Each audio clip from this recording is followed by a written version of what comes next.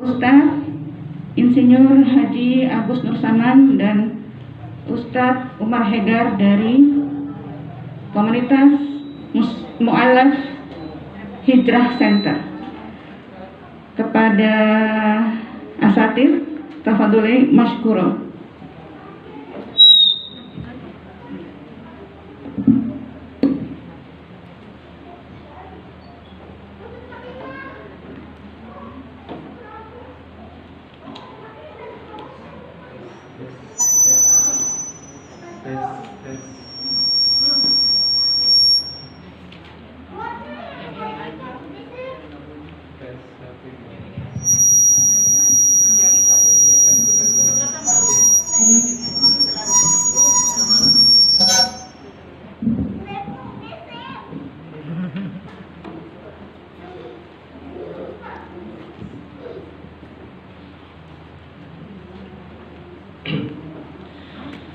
Bismillahirrahmanirrahim. Assalamualaikum warahmatullahi wabarakatuh.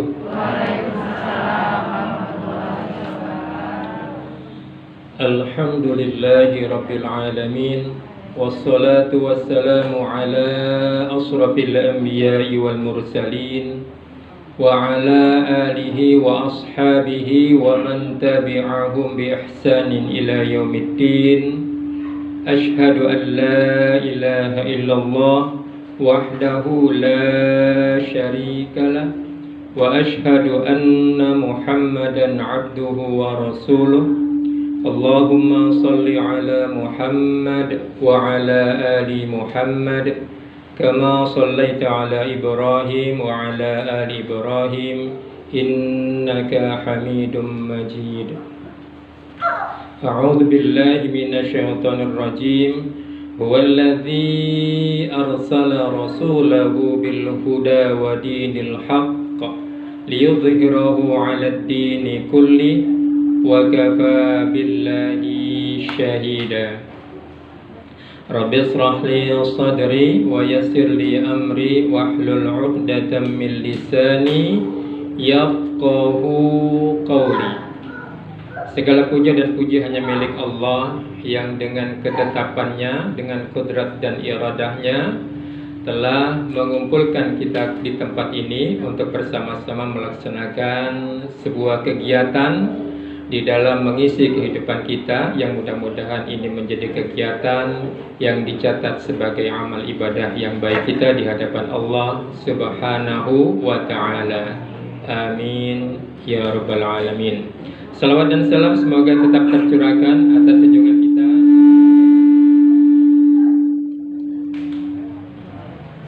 Salawat dan salam semoga tetap tercurahkan atas junjungan kita Nabi besar Muhammad sallallahu alaihi wasallam. Semoga tetap tercurahkan atas keluarga beliau yang mulia, atas sahabat-sahabat beliau yang setia, atas para tabi'in, tabi'at tabi'in. Mudah-mudahan selawat dan salam juga tetap tercurahkan atas kita yang hadir di tempat ini, dan semoga juga tetap tercurahkan atas umat Nabi Muhammad sallallahu alaihi wasallam hingga yaumil akhir kelak.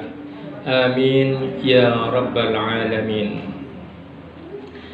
Allahumma inni as'aluka ilman nafi'an wa rizqan thayyiban wa amalan mutaqabbala. Itu adalah doa yang biasa Rasulullah sallallahu alaihi wasallam baca di pagi hari. Ya Allah, anugerahkanlah untukku ilmu yang bermanfaat, rizki yang baik, dan amalan yang Engkau terima. Kuncinya adalah ilmu. Yang pertama disebutkan oleh Rasulullah di dalam doanya apa, Bu? Ilmu. Apa itu ilmu, Bu? Ilmu itu bukan banyak-banyakan catatan, Bu. Bukan banyak-banyakan hafalan. Ilmu itu adalah banyak-banyakan memberi manfaat bagi orang lain.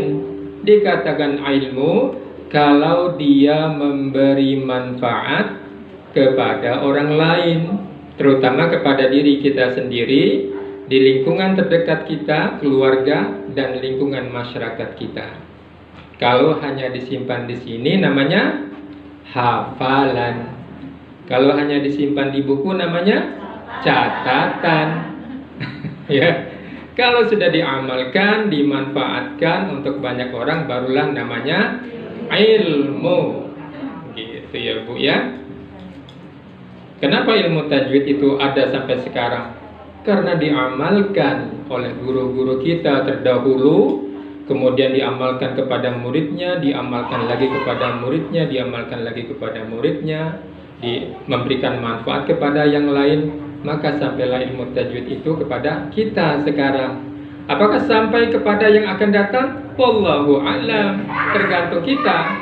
Apakah ingin menjadikan itu sebagai ilmu, atau hafalan, atau catatan? Mau jadi apa Bu? Jadi ilmu ya Bu ya. Jangan hanya sekedar hafalan dan catatan. Itu dicatat itu Bu ya. Oke, kemudian di bagian dengan dasar ilmu itulah kita mencari rizki, warizqan thayyiban, rizki yang baik. Mungkin tepatnya bukan mencari ya Bu ya, tapi menjemput rizki. Ya, rizki itu bukan sekedar yang bersifat materi. Sekarang Ibu diberikan rizki apa Bu? Rizki umur, rizki kesempatan, dan rizki kemauan. Dengan ilmu yang Ibu punya, Ibu manfaatkan tuh. Aku punya kesempatan, aku punya kesehatan, maka aku harus punya kemauan untuk datang kemari menuntut ilmu. Itu rizki Bu. Rizki yang kadang-kadang sering dilupakan orang ada dua Bu. Apa itu Bu? Kesempatan atau waktu luang dan kesehatan. Ya, sekarang Ibu memanfaatkan waktu luang Ibu memanfaatkan kesehatan Ibu dengan dasar ilmu yang ada, datang ke tempat ini, ya. Dan dengan dasar ilmu itu juga, maka amalan bisa diterima. Karena tegaknya amal karena ilmu. Bisa nggak kita sholat hanya sekedar dugaan-dugaan saja? Takbir, kayaknya gini ada takbir deh. Gimana ya? Kayaknya enaknya begini kali. Gitu. Nggak bisa. Itu ada syariatnya. Tidak bisa kita beribadah berdasarkan dugaan-dugaan saja. Harus berdasarkan ilmu. Ya. Tapi kadang-kadang kita memang malas nih kalau untuk menuntut ilmu. Termasuk juga mungkin saya kadang-kadang datang ngerasa malas untuk menuntut ilmu. Lalu apa yang bisa memotivasi kita Bu untuk datang menuntut ilmu? Kira-kira apa Bu yang bisa memotivasi kita untuk datang menuntut ilmu atau mencari ilmu? Pertama, hadis dari Rasulullah Sallallahu Alaihi Wasallam, talabul ilmu faridatun ala kulli muslimina wal muslimat. Wajib loh Bu bagi seorang muslimin dan muslimat untuk menuntut ilmu. Bagaimana tuh Bu kalau itu sudah menjadi sebuah kewajiban? Akan ada dorongan, motivasi untuk datang tentunya. Ya. Jangan sampai kita terkena musibah, Bu. Musibah apa? Musibah yang lebih dahsyat daripada musibah tanah longsor, musibah kebakaran, musibah meninggal dunia, musibah gunung berapi. Ada musibah yang lebih dahsyat Bu. Namanya musibah agama Bu. Musibah agama yang menimpa seseorang. Ada dua musibah di dalam agama Bu. Yang pertama musibah yang bersifat umum. Yang kedua musibah yang bersifat individual. Musibah agama yang bersifat perorangan, per individu. Apa itu musibah agama yang menimpa secara umum, secara global? Di antaranya adalah wafatnya Rasulullah Sallallahu. Itu musibah yang menimpa seluruh kaum muslimin dan muslimat yang bersifat umum adalah itu Bu, wafatnya Rasulullah Sallallahu Alaihi Wasallam. Yang kedua apa Bu? Musibah yang bersifat umum yang menimpa seluruh kaum muslimin dan muslimat, wafatnya para ulama, warasatul anbiya. Itu musibah bagi kita semua, Bu. Ya. Kemudian yang kedua, musibah yang menimpa, musibah agama yang menimpa individu-individu muslimin. Di antaranya apa, Bu? Terjerumus, di antaranya, Bu, ya, terjerumus pada sifat masa bodoh. Ya, kita tahu kita kurang dalam ilmu agama, tapi kita masa bodoh gitu loh, dan kita tidak punya kemauan untuk mencari ilmu. Itu termasuk musibah yang besar, Bu. Bencana yang luar biasa. Ketika kita bersikap masa bodoh, ketika kita tahu kita kurang dalam ilmu agama, kita belum bisa baca Quran, ya, kemudian bersikap masa bodoh gitu loh, nggak mau kita datang untuk belajar. Itu musibah yang paling besar, musibah bencana yang paling besar, itu musibah agama. Terjerumus pada hiruk pikuk kehidupan dunia sehingga lalai pada kewajiban-kewajiban agama. Salat, wah, sinetron Ikatan Cinta lagi tegang, Allahu Akbar, Allahu Akbar. Waduh, gimana lanjutannya ya? Subhanallah, ya. Terjebak, terjerumus pada hiruk pikuk kegiatan dunia yang menyebabkan kita lalai di dalam kewajiban agama kita. Itu musibah loh, Bu. Ya, jangan dianggap itu sebagai sesuatu yang biasa-biasa saja. Itu musibah bagi kita. Dan celakanya itu musibah di dalam agama lagi. Bukan musibah yang sifatnya umum kayak bencana alam, itu ringan, Bu. Musibah yang paling berat adalah itu tadi, musibah dari segi agama. Ya. Baik, insya Allah kita tidak termasuk di dalam golongan orang-orang yang dikenakan Allah musibah agama seperti itu. Ya. Kemudian amalan yang diterima. Nah, amalan yang diterima itu seperti apa, Bu, ya? Bagaimana kita bisa mencapai amalan yang diterima? Ya, ada 6, Bu, kira-kira ya, yang dapat kita jadikan sebagai tolok ukur agar amalan kita diterima. Ya, pertama apa, Bu? Lillah, hanya untuk Allah semata, bukan untuk yang lain. Ibu duduk di sini bukan karena daripada di rumah nggak ngapa-ngapain, ya, masakan juga belum mateng, mendingan ke masjid ketemu dengan teman-teman, ya, datang dengan niat lillahi, karena Allah semata.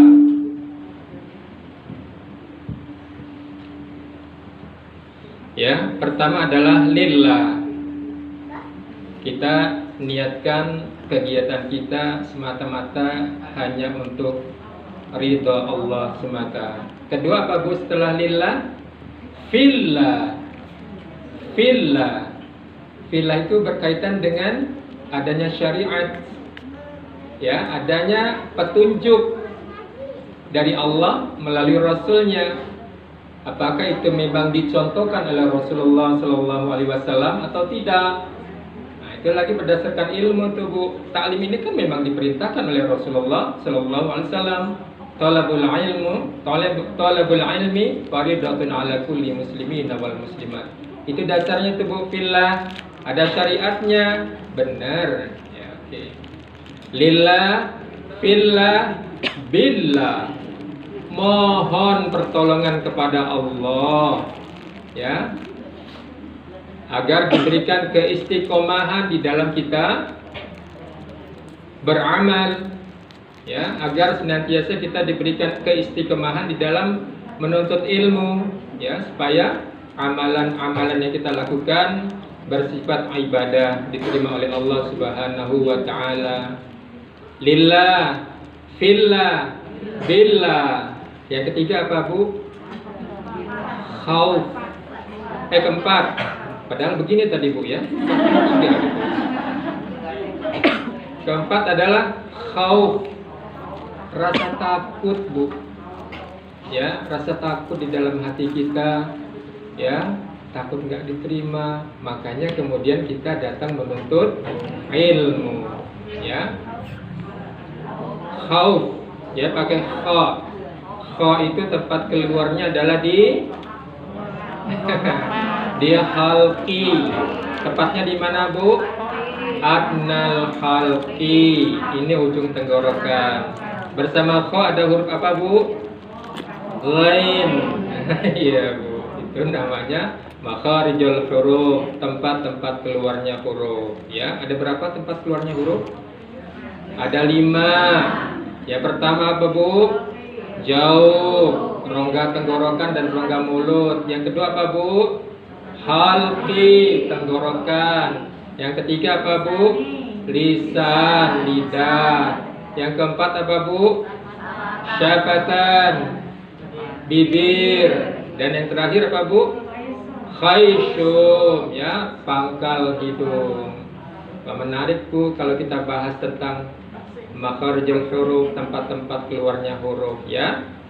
Oke, jadi kalau kita tahu tempat-tempat keluarnya huruf, kita tidak membaca A'udzubillahi minasyaitonirrajim. A'udzubillah. Enak sih kedengarannya, tapi salah pengucapannya. Yang pertama adalah huruf hamzah. Hamzah itu tempat keluarnya adalah di aqsal halqi, ini pangkal tenggorokan. Sifatnya apa? Sifatnya syiddah, kuat ketika dibaca. Jadi tidak boleh diseret kayak gitu seperti rakhawah. A'udzubillah, tidak, tapi a'udzubillahi minasyaitonirrajim. Kita jadi belajar tahsin ya. Bapak Bu ya. Lillah, fillah, billah, khauf. Kelima apa Bu? Roja. Apa itu roja Bu? Harapan, ya, harapan kepada Allah agar ilmu kita diterima, amalan kita diterima Allah Subhanahu wa taala. Ya.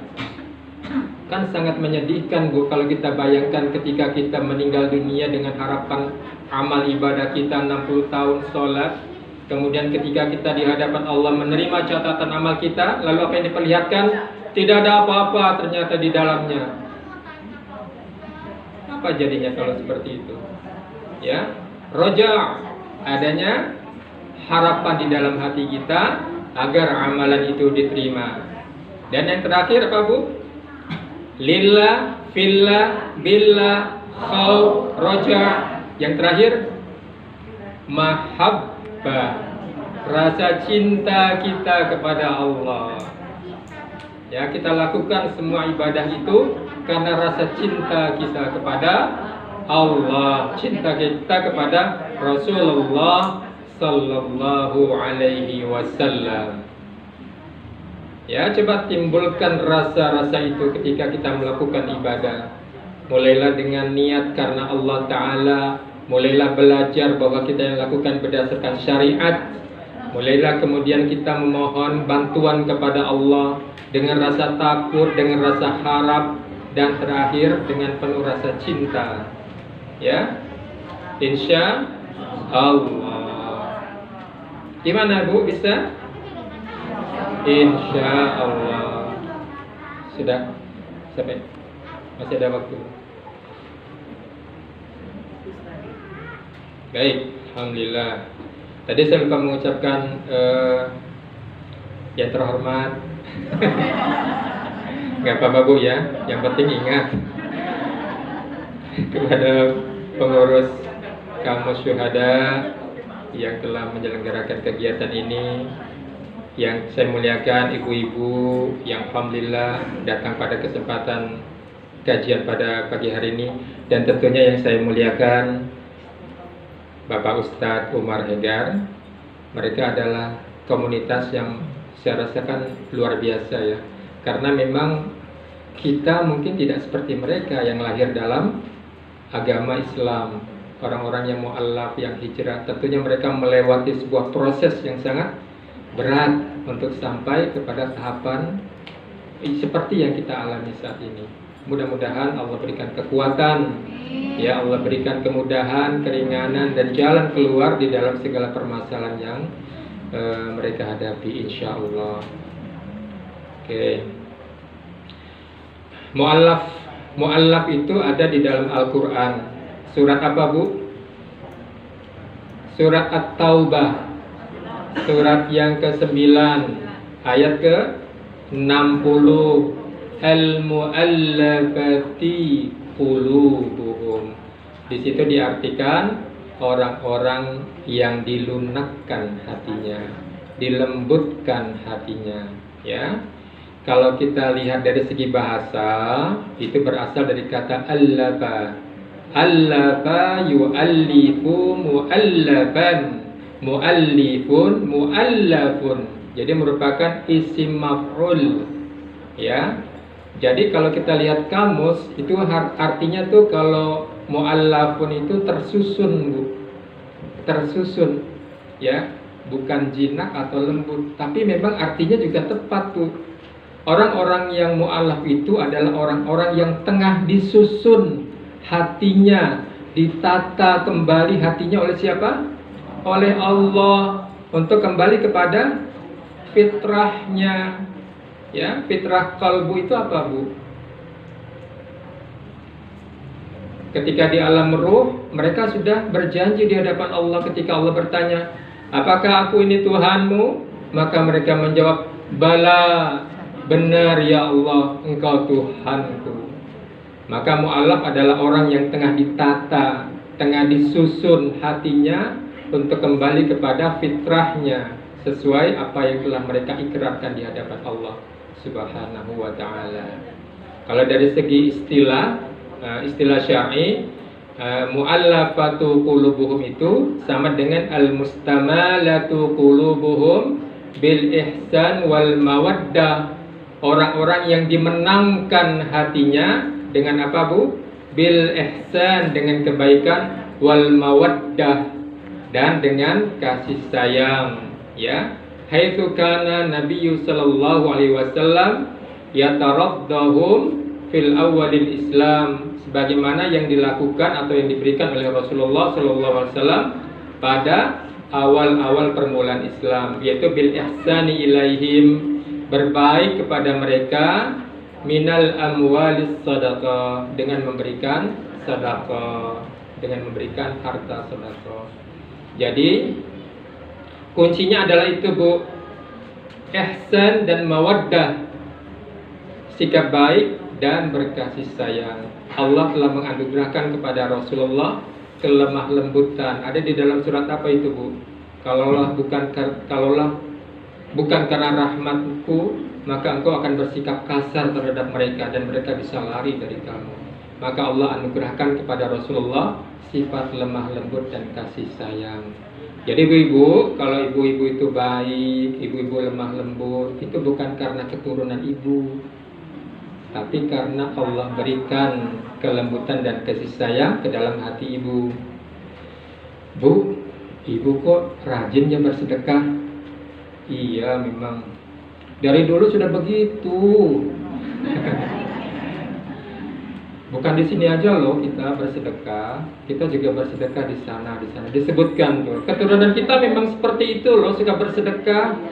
Jangan seperti itu, kembalikan kepada Allah, karena sifat baik, lemah lembut, gemar bersedekah itu adalah anugerah yang diberikan Allah Subhanahu wa ta'ala. Ya, ibu kok kalau masak enak banget sih? Iya sih, siapa dulu? Kelihatannya main-main, Bu, tapi itu sikap tidak bersyukurnya kita kepada Allah atas anugerah yang Allah berikan kepada kita. Baik, Ibu, mungkin nanti ada masih waktu untuk. Alhamdulillah, jadi mungkin itu bukan tausiah, saya kira ini semacam pengantar minum teh ya, Ustaz Umar ya. Jadi ya santai-santai sajalah. Kebetulan juga kan saya tinggal di sini, jadi saya juga merasa berhak sebagai tuan rumah mengucapkan selamat datang kepada Ustaz Umar Hegar. Mudah-mudahan pengalaman yang akan beliau sampaikan nanti menjadi inspirasi bagi kita untuk kita berubah menjadi lebih baik lagi ke depan, ya, insyaallah. Saya kira itu saja, mudah-mudahan bermanfaat. Bila taufiq wal hidayah, wassalamualaikum warahmatullahi wabarakatuh.